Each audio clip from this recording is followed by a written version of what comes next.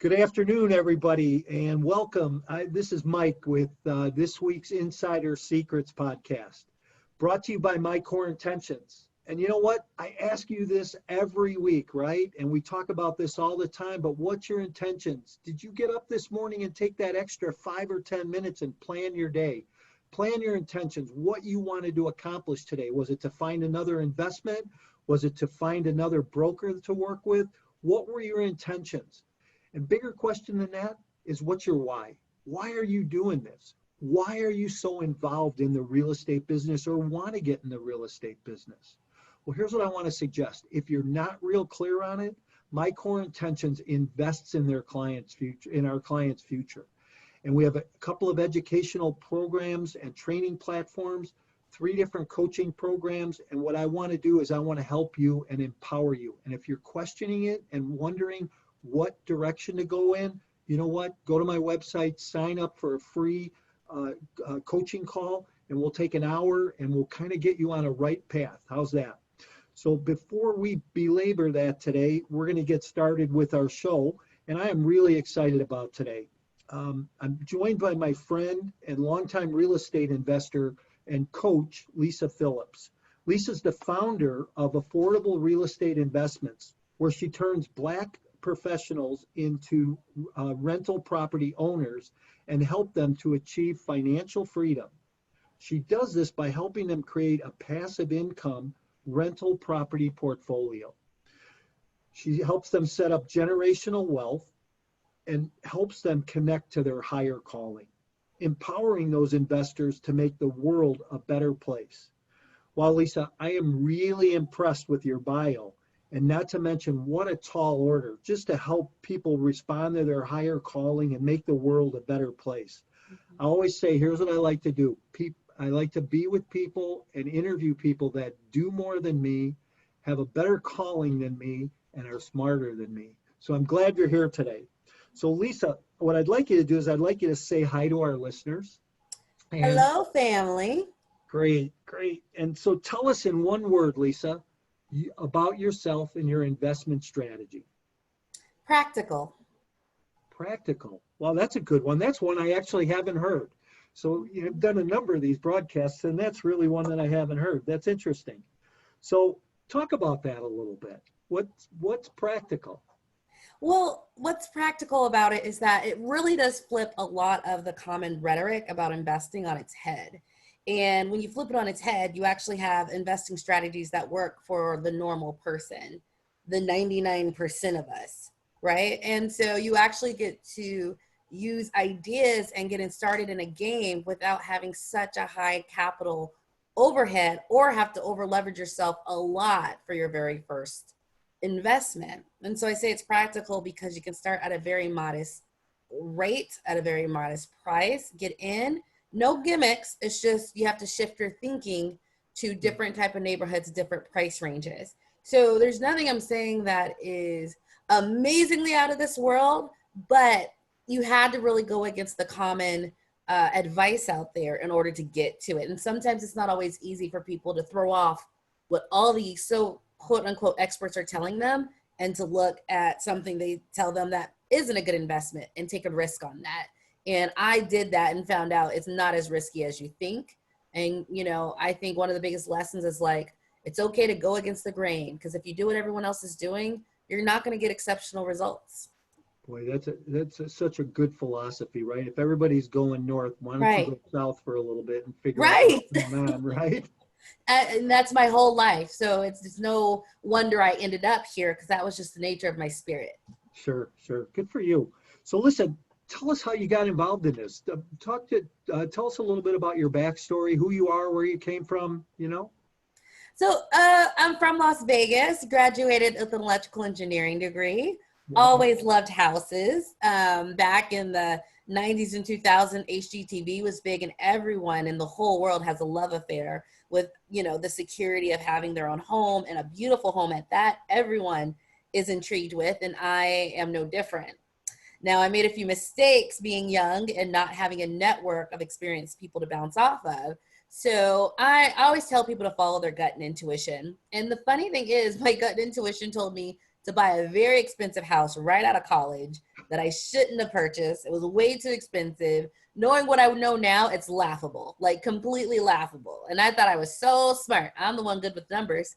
But I wasn't good with the reality of what investing was, right? You can be good with numbers, but if you don't have experience, it doesn't matter how good you are. It's a whole other ball game. And there's a lot of different information you need to juggle that I just clearly didn't have.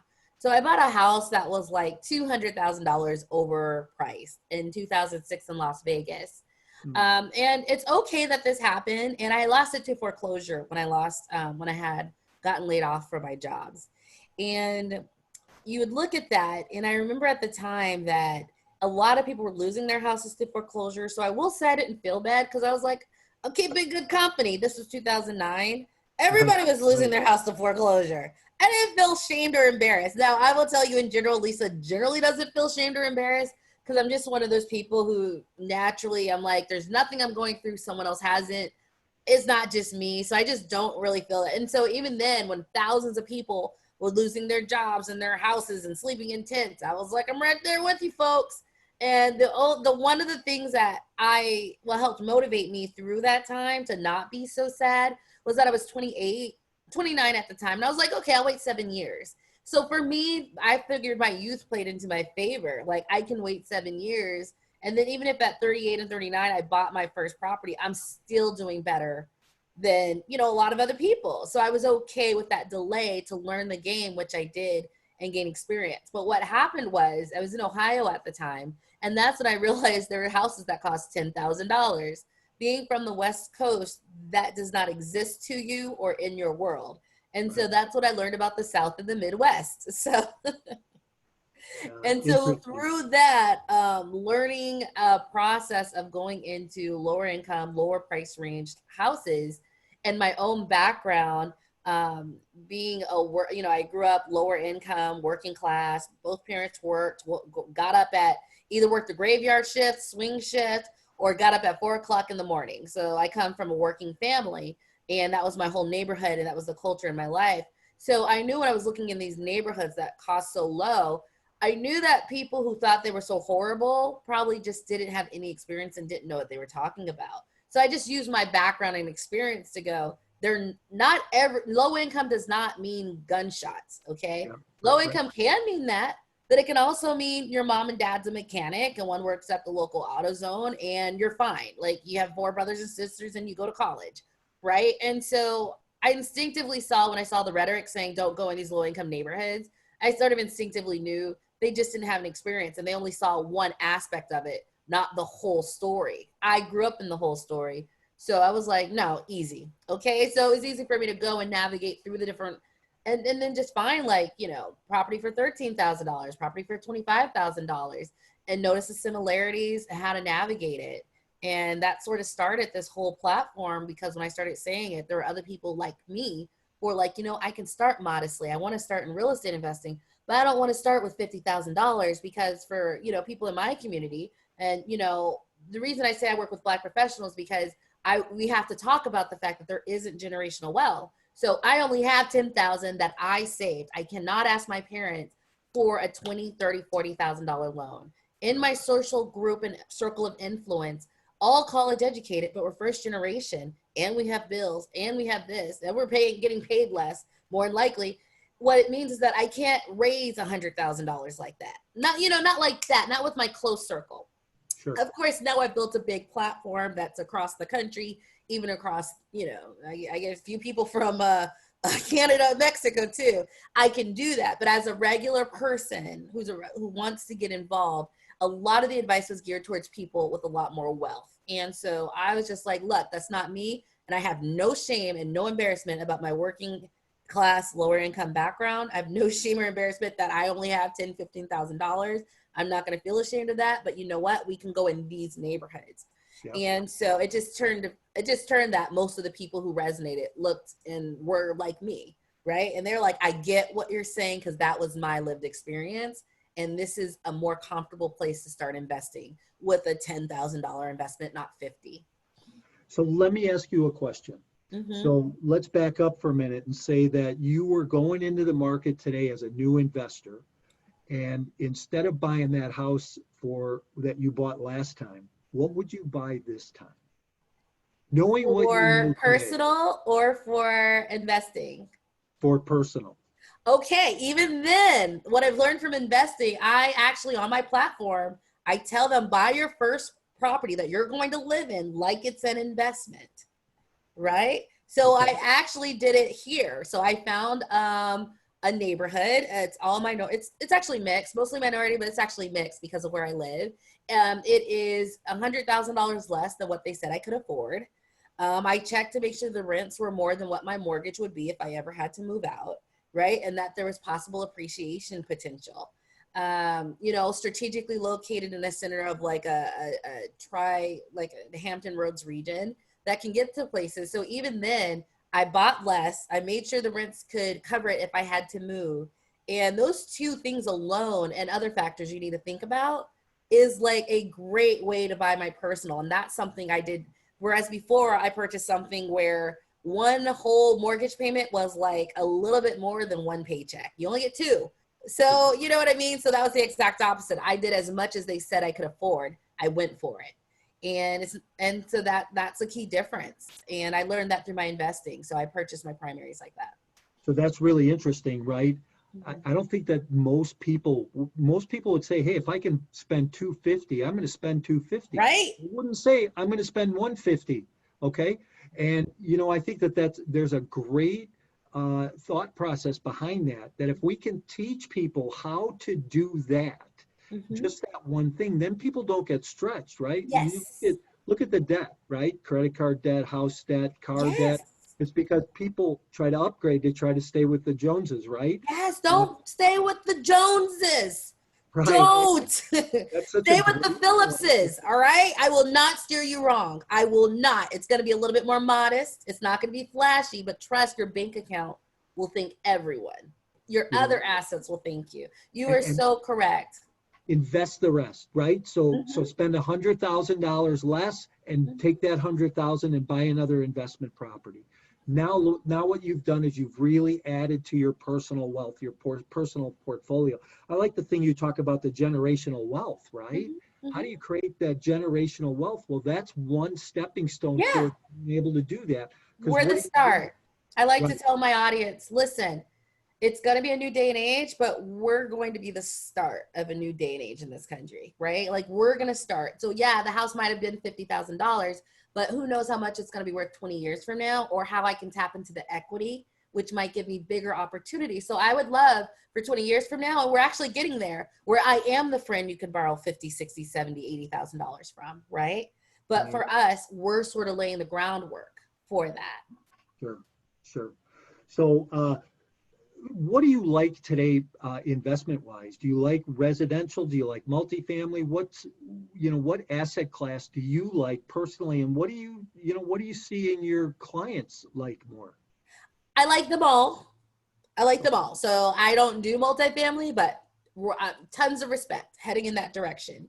Um, but my clients are just are professional people. So, they make anywhere from 60,000 a year to 100,000 a year. If they live in New York or California, it's like 150,000 a year because, Okay. cost of living's crazy. So they're working professionals, and all of them, for the most part, some are like, I just want 7, I'm about to retire, and I have $100,000 in my 401k. That is not enough for me to live in. But if I can take a little bit of that and buy a portfolio, I'm more secure at that. Others are like, hey, I live in New York City. Let me get 2 duplexes or triplexes, really get that source of income coming in. So because they are just like normal working people who have to save up their money for each round of this, and we can't borrow, or we're not crowdsourcing, we're generally in the single family or multifamilies under 4 units. Okay. For the people that I work with. So I will always say, like, we're just more modest, right? I was talking to another real estate investing coach, and he had a blog article on Bigger Pockets, which is a major forum. And it was like, you only need 10 houses, right? And he got pushback for it because it was modest. It wasn't like, no, I have to go to 180 units. I have to get 200 units. And there's definitely a place for wanting to go that big, but there's also a place for, let's talk to the 80% of people who just want enough cash flow where if they lost their job, they're okay, right? Yeah. And that's just a conversation that wasn't having. I maybe I'm not so politically incorrect. So I'm like, maybe it was like the testosterone, right? Like, it was like, no, we have to go bigger. We have to compete. We have to compete. And that's all we were seeing. But like, it's like, well, there's a different balance to that. Like, just enough to survive is the most rewarding. I tell people I was making about 2,200 in cash flow a month. I felt sort of wealthy. I can control my own time. I didn't have to work anywhere I wanted to. It covered all my bills. I could still travel and do everything I wanted. Yeah, so I'm not rich making that much in cash flow, but with what I was making and that extra work I put into it, I had control and freedom. So you can say whatever you want to be like how much your number is, but for some of us, it's like 2,000 or 3,000, and that's enough for us to do what we really are here to do. Take the time. And that's literally how I was able to go so deep into my spiritual practice and find my purpose, because I did have 2,200 a month, and I didn't have to rush out and get a new job when I got laid off. Right? I was able to take my time. So Bigger freedom is not and wealth. always better, right? Bigger is not always better. A lot, a lot of times that philosophy around just having 10, it's simple. You can simplify your life. I'll never forget when I became a brand new investor, and I went to an investor club meeting. And this was a meeting that happened in the Chicago market once a month, 500 people. I sit down the first night I go to this meeting, and I sit down next to a gentleman, and we get talking. He tells me he owns 200 single family homes. Ooh, that And I sounds like a lot of work. thought, wow, boy, I'd like to get to that point, right? But Right. as my investment portfolio grew, uh, I noticed how distracting it is and how time consuming it is. And the one thing I like to teach people today is how to live a balanced lifestyle, because there's a lot to be said for owning 10 houses, having a cash flow that helps support a lifestyle where you're spending more time with family and taking Yes. care of yourself. And, Less stress, more yes, control, more freedom to do what yes. you want to do. As fun as this business can be, and as much as you can accomplish as a result of real estate investing, there's a lot to be said for taking it a little bit slower and more methodically. Now, what I'd like to have is, I don't think there's anything wrong with having 10 4 units, Yeah. So Yeah. I like that too. yeah, that kind of beefs it up. So listen, you have a rule that you like to kind of adhere to. It's a 2% rule. Yeah. Why don't you talk about that a little bit for us? Yeah, and I was just talking to my client about it because she was seeing some properties for 30,000, 25,000, and the rents were a little low. And I was like, look, we got to at least hit the 2%, right? So 30,000, we got to at least be seeing $600 a month, to sort of make it worthwhile. So if you guys are aware, the 2% rule is that you take the total cost of purchasing, renovating a property, and getting it rental ready, and you want your monthly rents to be 2% of that. The easiest one is to say, if you buy a $100,000 house, you get $2,000 a month in rents. Now, let me tell you, that's that's not always possible outside of the price range, but in our price range, it is possible. So talk about your price range a little bit and your market. And, because I'm in the Chicago market, and to get a 2%, if we get one, we're real happy at 1%, right? Mm-hmm. Generally. Mm-hmm. But I think it's all market driven, right? So talk about your market and how do you choose a market to go into? It is. So we have to be clear. The markets are different. So when I start talking to people who, I might have an investor who's in the South, I might have an investor in the Midwest, and one in New York City, right? The Northeast is going to have more cash flow because for that $40,000 property, they're going to be higher rents, right? You live in an urban city. You live in a Philadelphia, right? The rents are higher in urban, more populated areas. You go to the Midwest, the rents are going to be lower for that same house. Now, the quality of the house might be in more decent shape, and the neighborhood might not be as distressed, right? And then if you go to the South, you have the reality that it will be that much. Rents may or may not be lower, but it generally is in a better condition, the house itself. So it really changes. So depending on what part of the country my clients are in, we talk about, okay, you're in this part. Do you want to stay here? Do you want to go for the more aggressive cash flow and fly out to like the Northeast to choose your market? Or do you want to stay where you are, but be, understanding that you're going to hit more of the 2% rule, not the 3% rule, like my Northeast clients. Also, okay. No, I was just going to say, how do you feel about investing outside of your market. So like if going from your own backyard, like here, if I know that I can come to your market and invest, Yeah. and I can make 2% return on my money or my investment, is that okay? Or should I stay in my own market?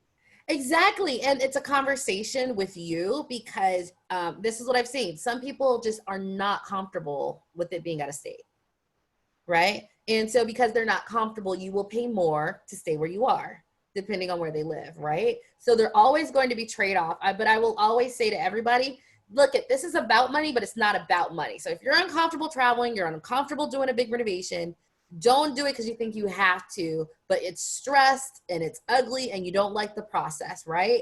If you're like pay a little bit more and stay where you are, trust me, that extra $10,000 in price is worth the amount of stress you're going to get, because that stress can lead to other problems.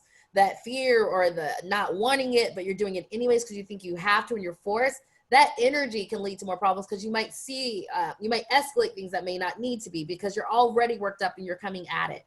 So it's just a conversation on what you want. It depends on your age. Are you doing this for retirement? Because I work with people who are 60 and they just don't have enough to live off what's in their 401k. But what's in there, if we take a little bit at a time, maybe a 10,000, loan here, and 10,000, we can put that into a cash flowing rental property just one step at a time so they feel comfortable, then they might be more aggressive, right? I do find that my younger and my older, it's like on my, my young 20s and I have no kids, just me and my boyfriend or girlfriend, they're like, yeah, let's do it. They'll fly around the world, okay?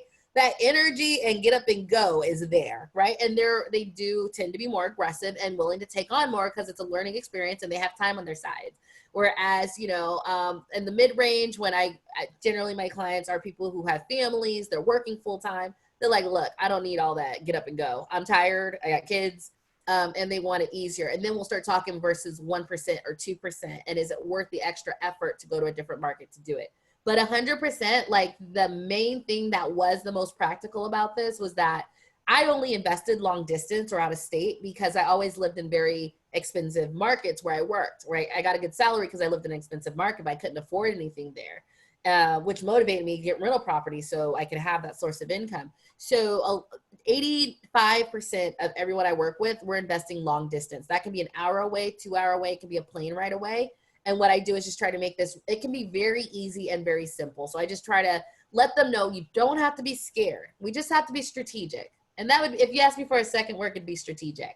But you got to be strategic. I don't come from money. So in order to come up with these solutions, you got to, God has to give you inspiration. It has to come from somewhere, So you have to be more strategic when you don't have that pillow or that cushion. We have to know why we're going into this market versus that to the T. So you've been doing this a while now, and you've had some bumps and bruises along the way. What rules of the game have changed since you started to where you're at now? And, kind of a two-part question, right? What rules of the game do you see changing as a result of the season we're in with this COVID pandemic and the way the world is today, So the first question is how the game, what's changing as far as the rules of the game change? Well, It's not, it's per market. It's not necessarily like everything is the same, but I have seen since 2013 to 2020, I've seen one market that was completely out of reach become in reach. I see markets no one was talking about that are now half properties. I see markets that had a ton of properties 7 years ago, completely wiped out. And now it's really elevated and a lot of appreciation there because investors correctly saw what was going on. So I will say the rules, I'm trying to think. I have rules, but I don't think they've been changing. I think they've always been there. You know what I mean? So I just see per location, there's a cycle.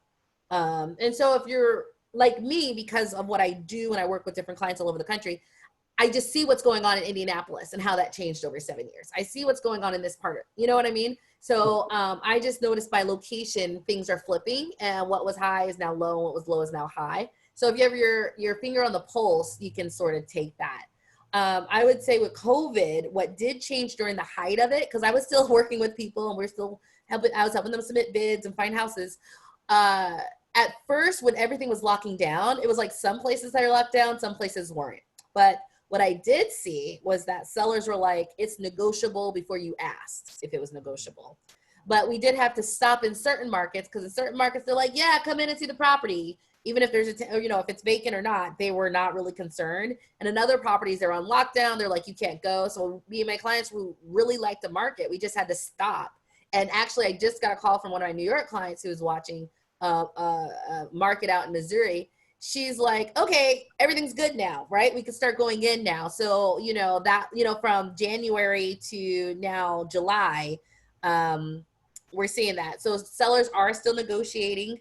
It's still negotiable. So that's definitely what I'm seeing.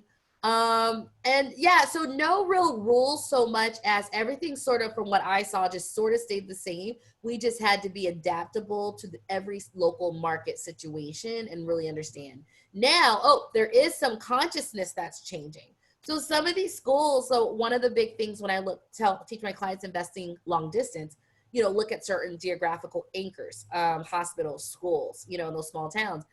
Universities used to be it, but now we have to look at the health of that university that may have completely anchored that town or city for years, may not be viable going into the future, right? Yeah. So we have to be conscious of that's not a for sure thing. We're hearing places are like, unless you're Harvard said they're going all online and tuition's still $50K. I think Harvard's going to still get $50K even though they're all online, right? But other schools, they say a third they already had said 30% of these small schools might not make it. And now I can only imagine that 30% went to 40. So we have to be conscious that we can't just rely on those old time metrics of what can stabilize or be a good investment because X is here. Yeah, I agree. So where do you see yourself in the next 3 to 5 years in your own investing career and the development of your company? Okay, as far as my own investing career, because I'm self-employed, you guys already know I take deductions. So getting a loan is a lot more challenging and the biggest headache, okay? So I had just purchased a property last July, so coming on 1 year. I, did some renovations, so I was paying off a lot of credit card debt for that. So now I'm pretty much back and paying stuff off. So now I am looking at getting commercial loans. And so this is what I love about what I do. I attract I'm going to just say high vibrational, high functioning beings. I really do.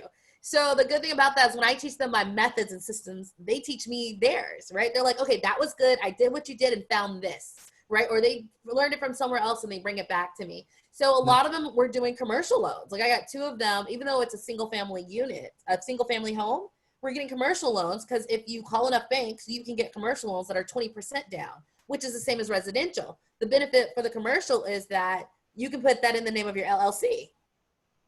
They may or may not ask for income verification because they'll look at the projected rents. So you'll ask the previous landlord or seller, hey, do you have like rent rolls for the last 3 to 4 months? Or at least bank deposits to see what you're making from this.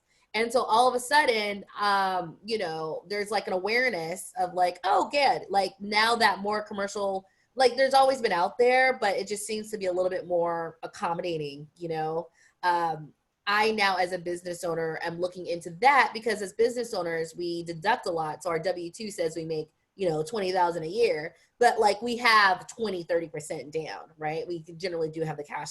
It's somewhere, right? Like a 401k, this or that. But to do that. So I'm looking into more the commercial route. I've been going that way with business credit. That's personally on the investment side of things for a single family. Outside of that, as far as the investing platform, I don't think you would be surprised to know that I've had the most growth in my platform this year that I've had in the 7 years I've been doing this. Wow, good for you. And do you think it's because of the time, or do you think it's because of the way the market has been, or did you do something different? It is, no, I did nothing, did it. The only thing I did was just be here in place and ready for the wake up. People are waking up to the fact that they are being told you have to go back to work, even though there's a pandemic that is having long-term effects on people's health and life. Sure. And right now, I mean, I've always been that way. I just did not want to be vulnerable or have employers I'm just going to tell you, I just generally never liked whom I hope they're going to see this. Don't get mad at me, but like, I've never really was like corporate, right? That was where the money was, but I'm not like that. I never liked the culture. I never liked, my coworkers are great, but it wasn't that great. I just was never. And so I just didn't want people like that having control over my life or bread or income or me being able to eat. So I did this long ago. I was like, I refuse to let you guys control my lifestyle or my money. So, that's why I started in 2009 and just kept going. Now, as far as other people today, they're waking up to that they don't like that choice, that they don't like this system that is not caring, that opening up, even though it does have effects on their parents because of money. And the people I tend to attract are not just money people. You're going to have people in your audience that are. But the people I attract are like, it's not just about money. I want a quality of life. And that is what I'm doing this for. If I wanted to make money, I could just keep doing this job, which gives it to me. But I'm not happy. And I tend to attract people who are trying to create a life of happiness with money, not for money. And it's completely different. And they're waking up to what happened. COVID woke them up as it was supposed to do. And they're like, let's do it. And I'm glad that they are, because, second wave, third wave, you got 4, 5, 6, 7 months right now to really start thinking about your life and what you really want and how much control you want to have over it. And finances are important. So getting some sort of financial control. Now, this is an easier sell, because if I'm looking at houses that are $30,000 to $50,000, for a $50K house, 20% down is $10,000. It is more practical, reachable, and attainable to the normal person who'd like to get started, right? So so there's awakening process going on right now. I've always been very firm that the neighborhoods I tend to go in are Black neighborhoods. So for everyone out there listening, I love the fact that you can get a cheap property, but also be conscious of the fact that we're not for gentrification. We're not for pushing people on the lower end of the spectrum out of these neighborhoods. We're not for doing that. So please don't come if you don't have like a bigger ability to say, maybe I'm not trying to get every single dollar, but I'm profitable. They have a long-term play. So I don't raise my rents every year. I could. Every one of my properties, I can raise them $200, $300. I do not. And what do I get for that? I get long-term tenants who are not going anywhere. They know I'm going to fix the place up because I'm that type of person. If it's broke, it gets fixed. I don't try to push it on them or try to explain it away. I'm the person with the house. I'm the one with the reserves to pay for any repairs. And also, I don't have turnover costs, because when you're in a lower income area and you try to go for the highest, you have more turnover, because people are getting in and they're like, oh, no, I can get it someplace cheaper. When they get in, they're like, oh, no, I can get, and you're always turning it over. And guess what? That's $1,800, $2,000, $3,000. And, getting into the security deposit or not, like, it adds up, and it actually is net negative to what you're making, especially if you're not making like high cash flow.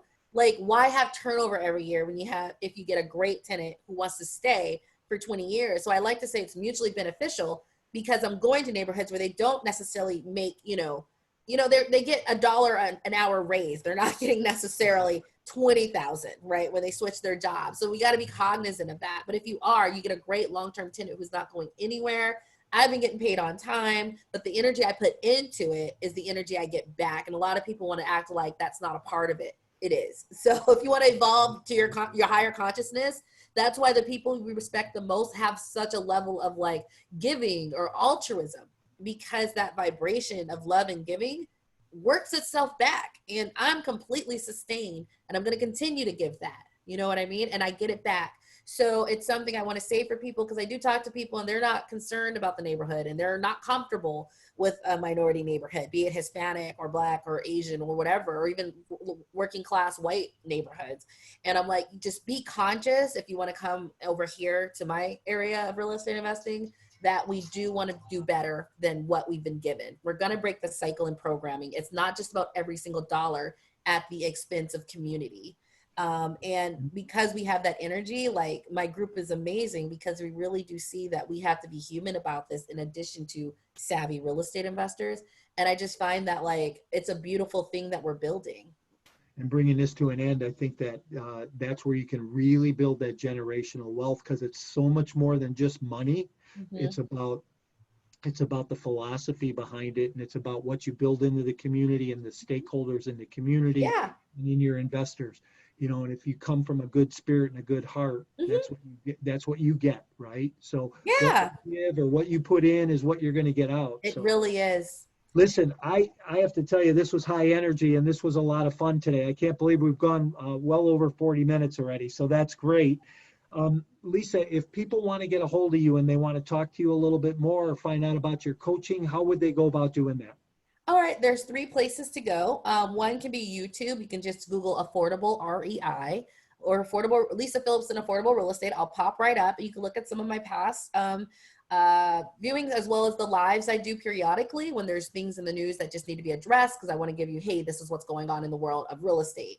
The second place is you can go to my website, www.affordablerealestateinvestments.com. It's good there because you can join our Facebook group from there. You can get a free copy of my current best-selling book. It's been on the bestsellers list, on 3 bestsellers list since August 2018, Women in Business, Real Estate Investments, and Buying and Selling Homes. I'm in the top 6. I've been trying to keep up with Rachel Hollis because she stays in the #1 position, but we're not there yet. That's Investing in Rental Properties for Beginners. And you can get a copy of that from the website on Amazon. It's an Audible. It's an Audible as well. Or you can get a free copy, just pay shipping and handling directly from my site. It will come with a 30-day free access to my monthly membership, which you might like. You'll like my membership. So give it a shot on the 30-day trial. You'll want to stay, trust me, because we're talking about things no one else is talking about. That's also my website's a great place. And also you can get in touch with me if you want a consultation. They're $45 for the first one. And that's just to go, hey, I got questions. You're saying this is possible. This is my situation. What can I do? And I'm like, look, girl, this is what we're going to do. Okay. And that's just my gift and my abilities. And the last place is I have a free training bundle, which if you go to the website, you can also click on it. So there's a free training bundle that goes over into what are you looking for in a market? What are you looking for in a neighborhood? What are you looking for in price range? And just sort of breaks down what you need to be aware of when you're doing this, because there are nuances. You're not just going into a low-income neighborhood.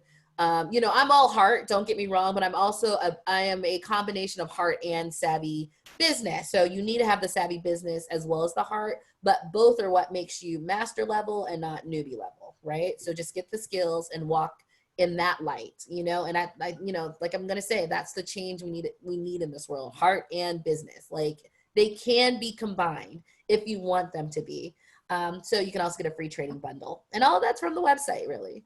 Great, great. Well, I appreciate it. And we'll have that information on our website too. And I want to thank you again for being here today. And this was a lot of fun and I really enjoyed myself and I hope you did too. But if you want to say goodbye to everybody and everybody, we will see you next week. Thanks for being here and enjoying the show. Bye, everyone. And remember, stay true to who you are, remove the programming. And if it feels right to you, go for it, regardless of what everyone else says about it. Thanks, Lisa.